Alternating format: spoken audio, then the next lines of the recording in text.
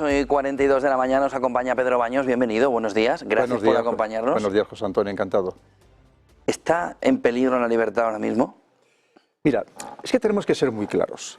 Hay unos principios básicos en democracia que no podemos vulnerar bajo ningún concepto. Estamos hablando de la libertad de información, la libertad de prensa, la libertad de opinión y la libertad de expresión. Pero incluso hay más puras hasta la libertad de pensamiento, que también pretenden actuar contra ella. En el momento que vulneremos lo más mínimo cualquiera de estos principios, argumentando cualquier excusa, estamos vulnerando la esencia de la democracia. Y eso es lo que nos está sucediendo. Porque cada vez es más complicado hablar de ciertos temas, de ciertas palabras clave, porque nos lo impiden. Y además estamos viendo cómo incluso ministros del gobierno están actuando contra personas y contra medios porque dice que le están criticando. Vamos a ver, yo creo que las críticas cuando estás precisamente en un cargo público van con el puesto. O sea, solo faltaría que no se pueda tampoco criticar, ¿no?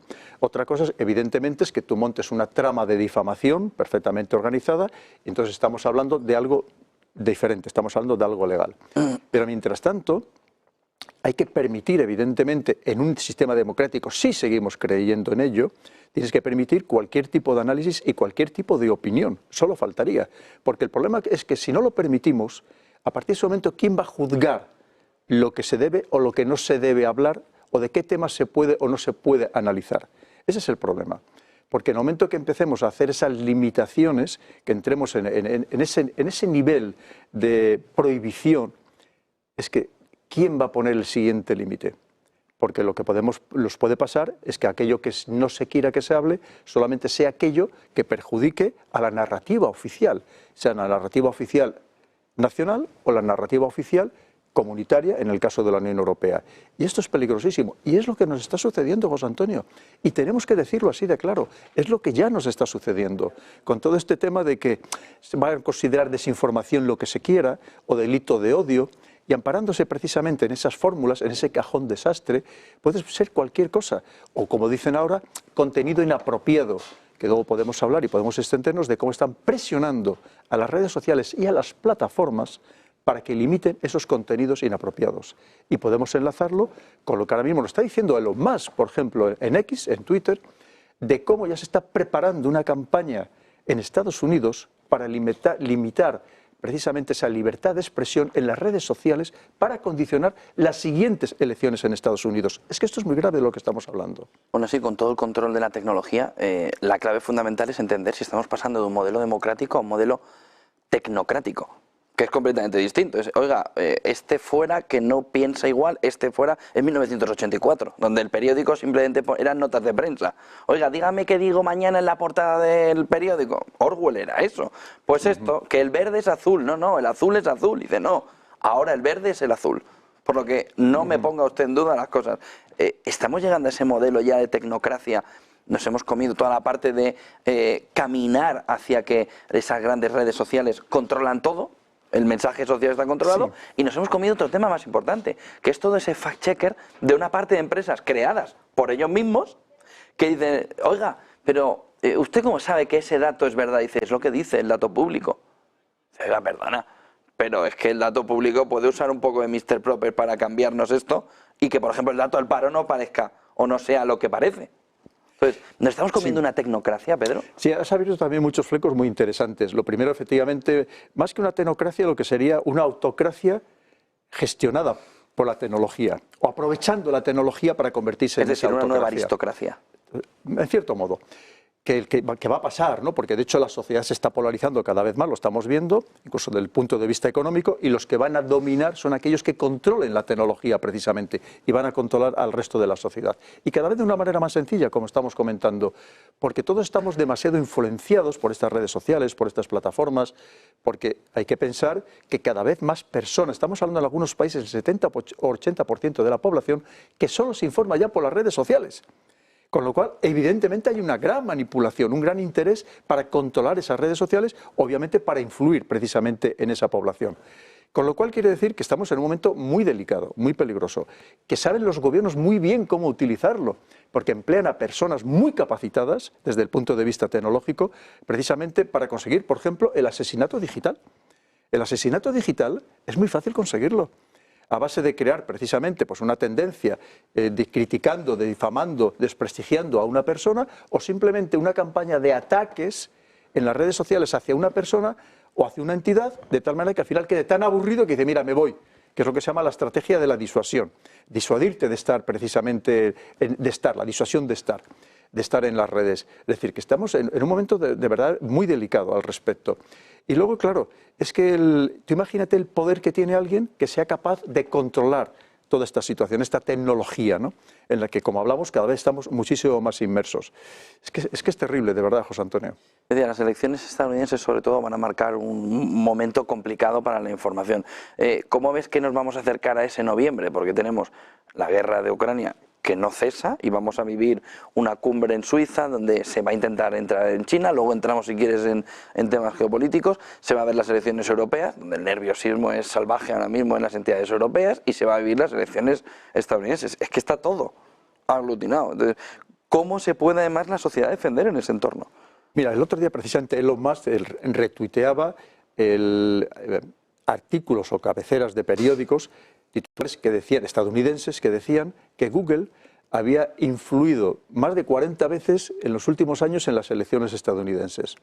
Y recordemos el escándalo de los Twitter Files. Es que se nos ha olvidado, es que tenemos muy poca memoria. El escándalo de los Twitter Files, que fue con la dirección anterior, antes de que comprara Twitter, actual X, Elon Musk, que había sido a su vez presionada para eliminar ciertos mensajes que no interesaba que aparecieran en la red, en Twitter, por ejemplo, relacionados con Hunter Biden, el hijo de Joe Biden, para que no perjudicara la campaña de los demócratas. Se nos ha olvidado, eso está absolutamente demostrado. Tú fíjate el poder que tiene para poder llevar el voto, condicionarlo de la manera que se quiera. Y eso gasta mucho dinero los gobiernos precisamente para ello, para condicionar a las poblaciones, es decir, porque en cierto modo la farsa que se ha convertido la democracia de ser capaces de en un momento determinado lanzar una campaña adecuada para condicionar el voto, para llevar el voto en una determinada dirección. Y eso es lo que se teme que puede pasar en las siguientes elecciones. Vemos que a Trump le están haciendo una campaña de ataques absolutamente por todos los lados y que va a seguir, evidentemente, porque encima sigue cogiendo fuerza porque él es un gran maestro y a cada campaña de ataque él responde con un contraataque y encima normalmente bastante eficaz, pero van a seguir evidentemente contra él. Porque entre otras cosas puede haber una transformación profunda precisamente del orden geopolítico si llega Trump al poder. Justo te iba a preguntar eso, ¿crees que Trump lo cambia todo? ¿O lo puede cambiar? ¿Puede dar un giro? Por lo menos, ¿un giro? Por lo menos no ir a peor, teniendo en cuenta lo que está sucediendo con la actual administración Biden, ¿no? Que evidentemente el pobre Joe Biden no pinta nada, lo estamos viendo como es un error tras error sistemáticamente todos los días. Sí, pero te cambio la pregunta. Biden no pinta nada, pero quien manda está arriba, ¿eh? Claro. Entonces, ¿van a mandar con Trump? ¿O Trump va a poder oponerse a quienes mandan de verdad, que son esas élites? Ya le pasó la vez anterior, como resulta que por no quitar a personas que eran de la órbita de los demócratas o los servicios de inteligencia, o en la propia, recordemos, en su propio servicio de seguridad, ¿no? En su seguridad, que fue uno de los que le denuncia cuando él entra en contacto con Zelensky, el presidente de Ucrania, para pedirle información precisamente sobre las relaciones que tenía Hunter Biden, el hijo de Joe Biden, con toda esa empresa, con Burisma, en fin, con todo el entramado que hay en el tema de Ucrania, que nos ha pasado también desapercibido, o han intentado que nos pase desapercibido para los ciudadanos. Entonces, y le denuncia su propio servicio secreto. Quiere decir que hay que pensar que, mira, Trump es un hombre de negocios, y como hombre de negocios buscará soluciones que no sea la guerra.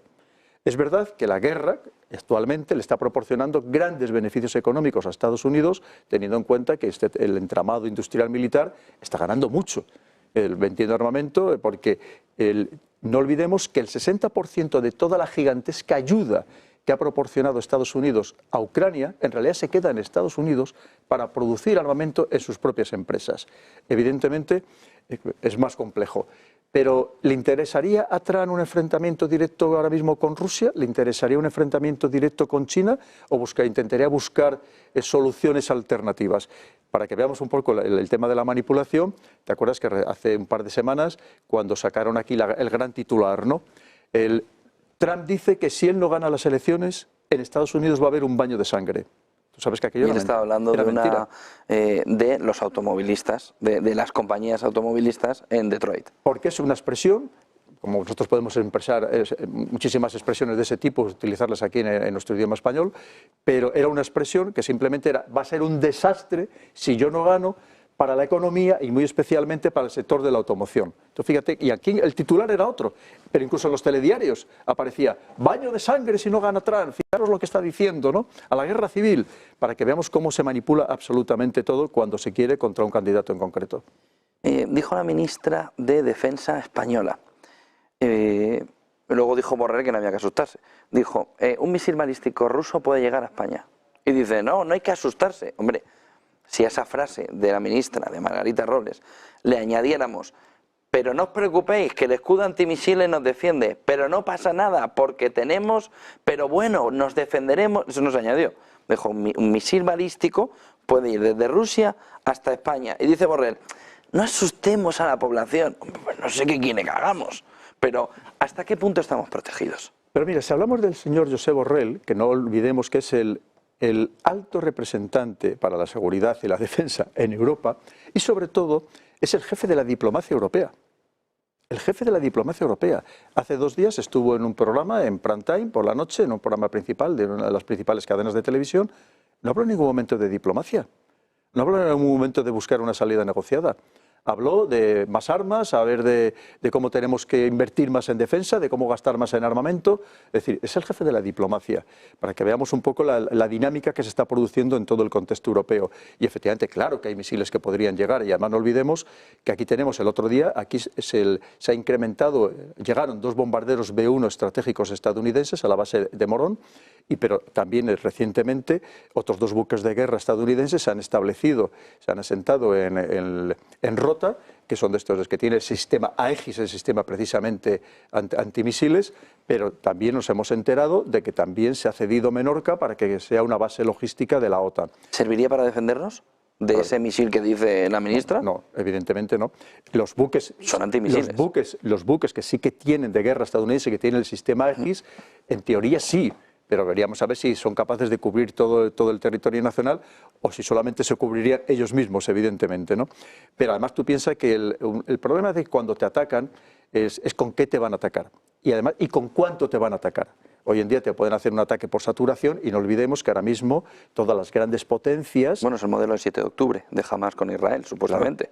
Claro. Pero no solamente eso, sino que además las grandes potencias, y muy especialmente Rusia, está desarrollando lo que son estos ingenios, porque no solamente son misiles hipersónicos, que vuelan a más de 5 Mach, de 5 veces la velocidad del sonido, y que además la trayectoria es impredecible, porque ya no siguen trayectorias balísticas convencionales. Quiere decir que los sistemas estos que ahora mismo tenemos de defensa antimisiles no sirven, o sirven muy poco, prácticamente nada, ante estos nuevos ingenios hipersónicos. Quiere decir que más vale que ni siquiera nos metamos en esa dinámica. Tú piensas que ahora mismo, esto es muy importante, cuando hablamos de llegar a utilizar armamento nuclear, es que no es necesario. Ahora mismo lo que está utilizando, las bombas que está utilizando ya Rusia en Ucrania, y se cree que puede llegar a utilizar hasta de 3.000 kilos, las bombas termobáricas, están causando destrozos mayores de los que podía causar una bomba nuclear táctica. Estamos hablando de los efectos mecánicos y térmicos, evidentemente. Hay unos efectos que no tienen estas bombas, que son convencionales, que serían los radiactivos y los electromagnéticos, que sí que tienen las bombas nucleares.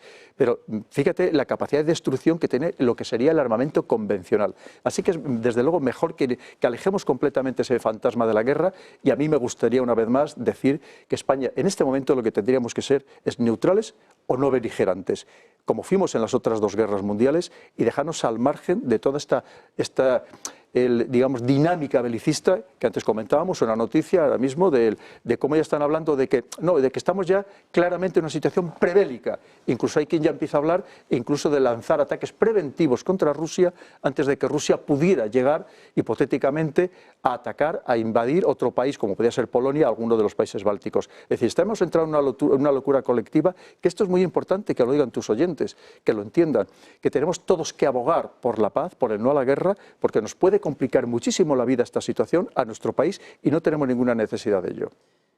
Hablabas de las palabras del ministro de Defensa británico, que ha dicho ya no estamos en una era de posguerra, sino prebélica. No estamos en el final de las dos guerras y de la Guerra Fría, sino en la entrada de una nueva. Es decir, la escalada dialéctica es Total. salvaje. Es decir, cómo estamos conduciendo hacia la guerra.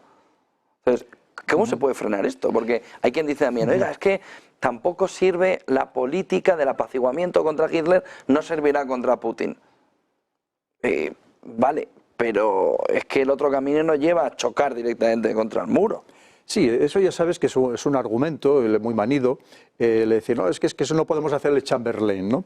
Pero es que estamos hablando de un ambiente, de un contexto completamente diferente, que no tiene nada que ver. Y tú piensas que lo que están preparando ahora mismo es a las poblaciones, mentalizándola de la bondad de ir a la guerra. Esto está totalmente estudiado. Esto es lo que se llama una estrategia de manipulación social, que es la gradualidad. A ti no te dicen mañana vamos a la guerra, dicen poco a poco deberíamos ir a la guerra. Hoy sí, mañana no, como lo que antes tú decías de la señora ministra de Defensa o el señor José Borrell. Sí, pero no está tan claro. Pero el siguiente te dice, no, pero parece que está más claro. Pero de momento vamos a invertir más en armamento. Vamos a ver si volvemos a establecer el servicio militar obligatorio, pero no como concepto social para mejorar el país, sino para preparar a la población precisamente para el combate, que es lo que están haciendo ya muchos países europeos. Entonces, es poco a poco irte mentalizando. Y, por supuesto, demonizar al adversario, que es parte del proceso, o sea, considerar que no es que merezca la pena ser atacado, es que tenemos que atacarle porque de verdad es un verdadero diablo, ¿no? Entonces, estamos en ese proceso. Y eso es lo peligroso, además, que a España nos han puesto en primera línea de combate, no nos olvidemos, en primera línea del frente. Porque nos han puesto una brigada en Eslovaquia, una brigada de 700 efectivos, ni más ni menos. Ahora mismo acabamos de mandar los aviones de los F-18 para la patrulla aérea en el Báltico. Allí tenemos ya fuerzas con carros de combate en los países bálticos.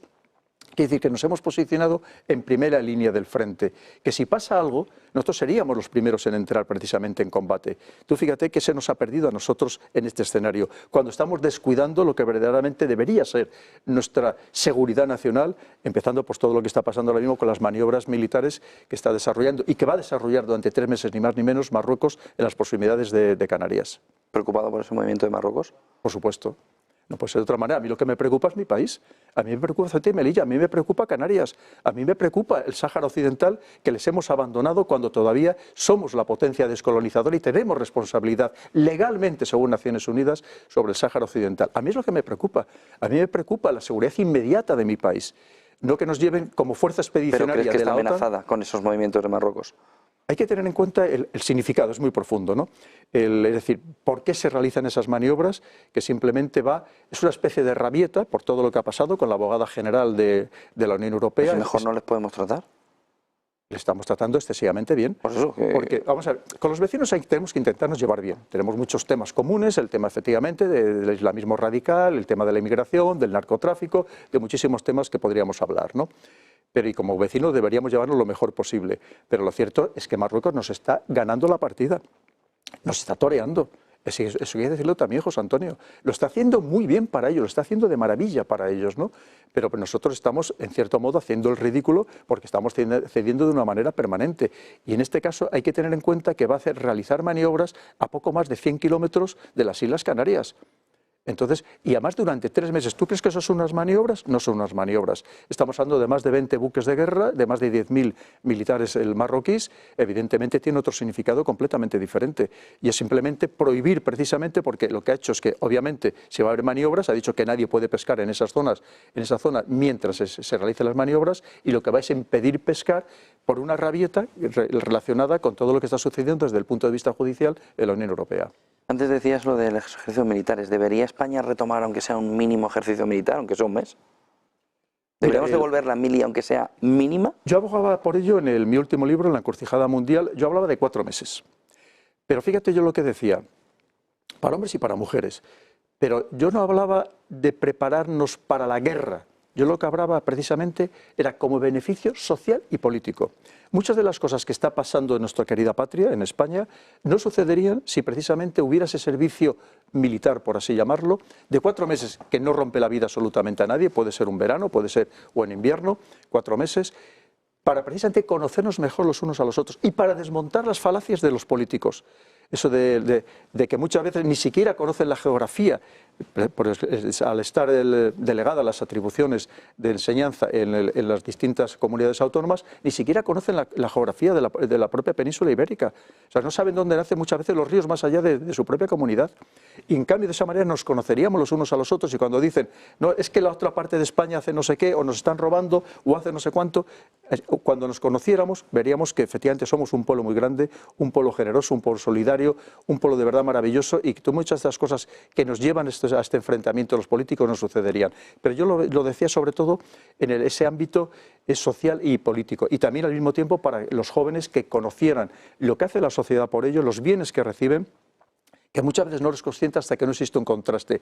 Que sepas que el que tengas todos los días agua caliente en tu casa para ducharte, que tengas una serie de comodidades, solo las valoras cuando tienes el contraste, por ejemplo, de pasar unas maniobras con penurias, con escasez de comida, evidentemente con una cierta falta de higiene, y que por tanto valoras todo lo que tienes todos los días.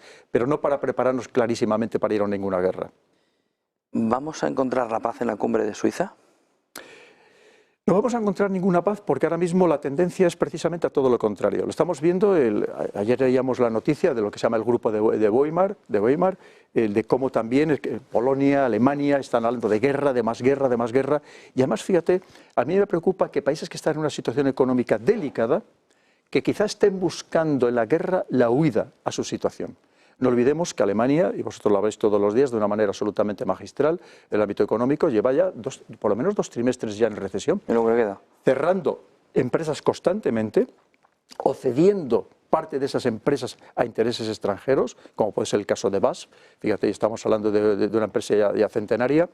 Y resulta que solamente un país que está ahora mismo en declive económico clarísimo y obvio, y que solamente está hablando de enviar fuerzas expedicionarias, de implantar un servicio militar obligatorio que no quieren ni los alemanes, entonces está hablando incluso de crear una legión extranjera, tú fíjate, pero claro, o sea, de guerra, está hablando de guerra y de mandar más armas a Ucrania y a ver cómo entramos en guerra, ¿no? Entonces, es que me preocupa enormemente todo lo que está sucediendo en Europa. Las declaraciones de todos nuestros líderes, desde Macron al señor Scholz o Sunak en Reino Unido, has hablado antes del ministro de Defensa británico, solamente hablan de guerra, de guerra y de guerra, y además elevando todos los días el tono. Esto es muy preocupante y creo que debemos ser los ciudadanos los que pongamos sensatez en este momento, porque recordemos que los que van a ir a morir no son los hijos de las élites, son los hijos de los ciudadanos normales y corrientes. Fíjate, el otro día es una noticia del alcalde de Kiev, que dice que como su hijo tiene doble nacionalidad, ucraniana y alemana, pues que está en Alemania y que no se le puede obligar a ir al combate, ¿no?, al frente. Es decir, porque los hijos de las élites nunca van a morir al frente, siempre van los hijos de los ciudadanos normales y corrientes. ¿Cuál es el orden en caso de que haya guerra? Te lo conoces perfectamente. Es decir, no irán ellos, pero ¿quién irán? Primero los militares. Irían los reservistas. Los ejércitos profesionales, evidentemente, los reservistas, pero luego piensa que hacer una movilización se hace de la noche a la mañana. Y además, una vez que se entra ya en esta dinámica de guerra, porque ahora mismo decimos... Ya se ha visto que cada vez baja más la edad en Ucrania y en Rusia. Sí, además, fíjate que incluso en el propio España sabes que la Armada tiene un grave problema para captar soldados, ¿no?, para captar marineros o para infantería de marina. Y muchos es más de los que empiezan la instrucción. El otro día viene una noticia que casi el 25% abandona, ¿no?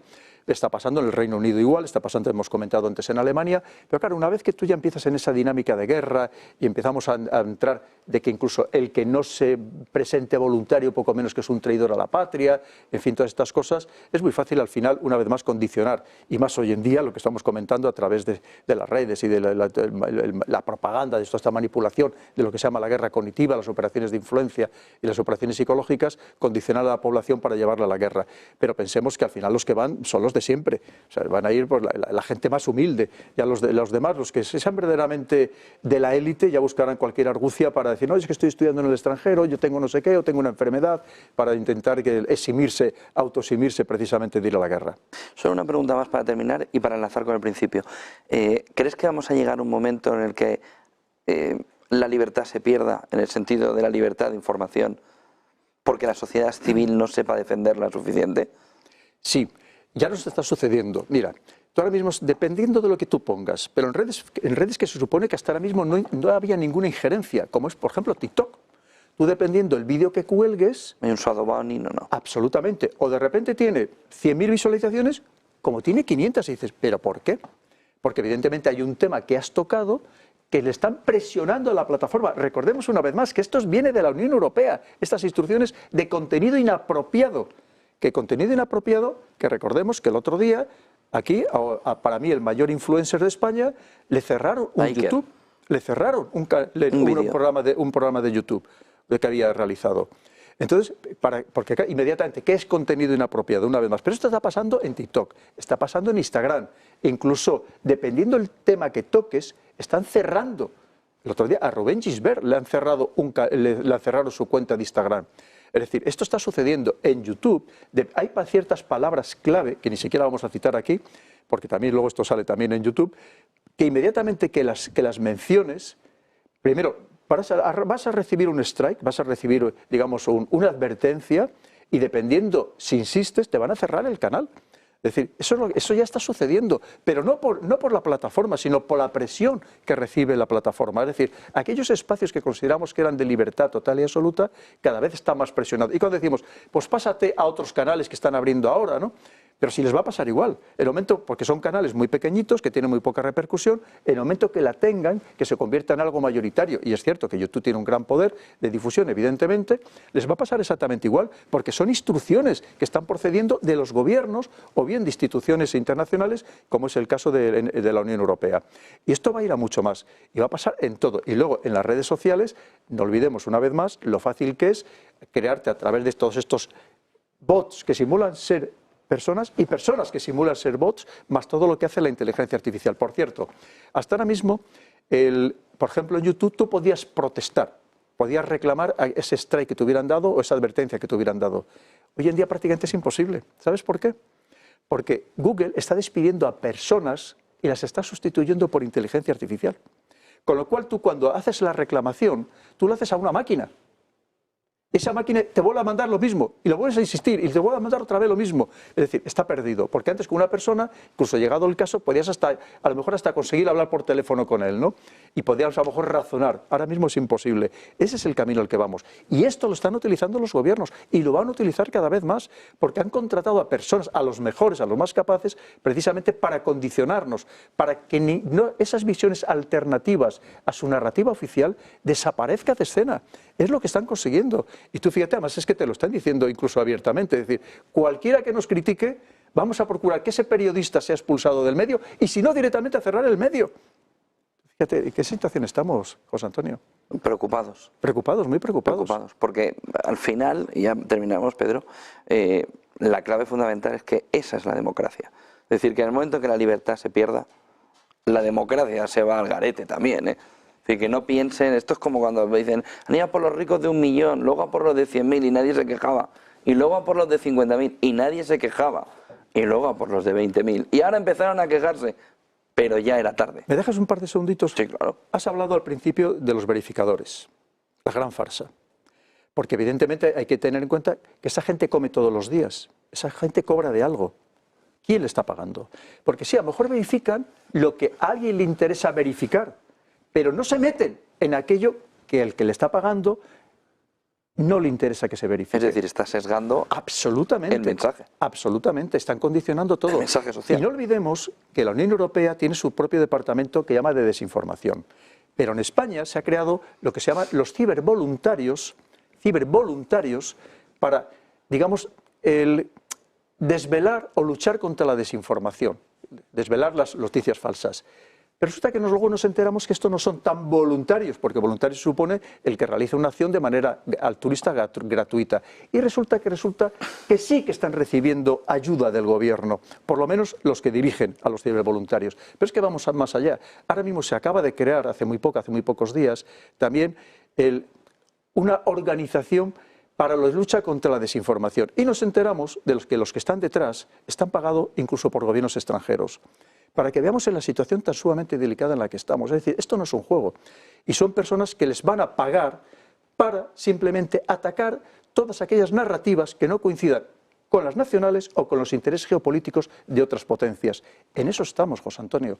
Y que sepamos que esto va a ser una lucha a muerte y despiadada y que vamos a perder, evidentemente, los que no tenemos ninguna fuerza, los que no tenemos ninguna capacidad económica y que simplemente podemos todavía hoy recurrir pues, a programas como el tuyo. Te agradezco enormemente que me hayas invitado para poder denunciar esto que está sucediendo y que va a ir a muchísimo más. Esto es gravísimo porque, una vez más, va contra el pilar fundamental, o uno de los pilares fundamentales de la democracia, que recordemos, libertad de información, libertad de prensa, libertad de expresión y, como te decía, casi ya hasta libertad de pensamiento. Disiento de ti en una cosa, vamos a ganar, somos más y sobre todo la verdad está de nuestro lado. Eso sí es cierto. Por lo que tenemos que ganar. Eso Pedro sí es Baños, cierto. buen día y buen negocio. Y un programa maravilloso que estáis haciendo. Muchas gracias. Y enhorabuena, Como tu canal, enhorabuena por tu del canal. canal del Coronel, que, bueno, las entrevistas de la noche estoy todo el día enganchado. Me dicen, niño, ¿tienes una nueva cosa por las noches? Y bueno, nada, aquí con el Coronel, canal del Coronel, que hay que verlo. Siempre, porque hay que estar con él. Siempre a vuestra disposición, José Antonio, cuando queráis. Muchas gracias. Buen día y buen negocio. Buen día. Son las 9:12, enseguida vemos la apertura del mercado. Antes, pequeña pausa de publicidad.